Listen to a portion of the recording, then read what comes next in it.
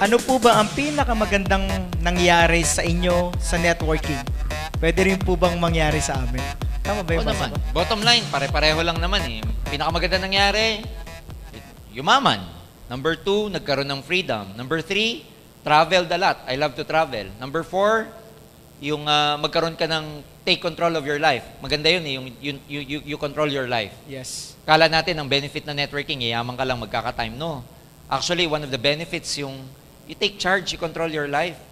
Yung ikaw nagpapatakbo ng buhay mo, hindi ibang tao. Correct. Yung bang tipong kung ano yung amount na gusto mong kitain, nasa kamay mo. Kung kulang sa'yo yung last month, pwede kang humataw ngayon para mas malaki. You can learn a lot of things when you travel. Ang sarap-sarap mong mag-travel kasi ang pagta-travel is learning also. You learn different cultures, you see different places, mas ma-appreciate mo ang Pilipinas, mas hindi mo rin ma-appreciate depende sa bansang mapupuntahan mo.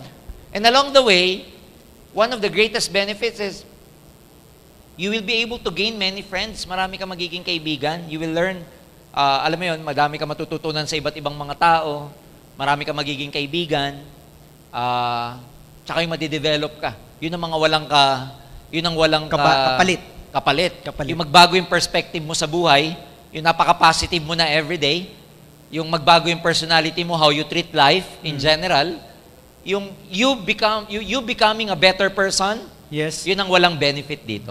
Because ultimately, when you become successful in this business, I assure you, lalo na pag tama yung pagkakatrain, pagpapagrow sa'yo ng upline mo, you become a better person when you become successful in this business.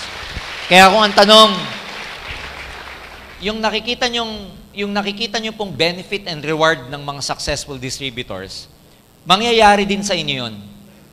It's just a matter of time. Huwag ka lang magkukwit. Mangyayari rin sa'yo. Ang sabi nga ng nasira kong upline, Roy, it's a given in this business. Yung magiging successful ka, yayaman ka, it's a given. You just have to stay and never ever give up.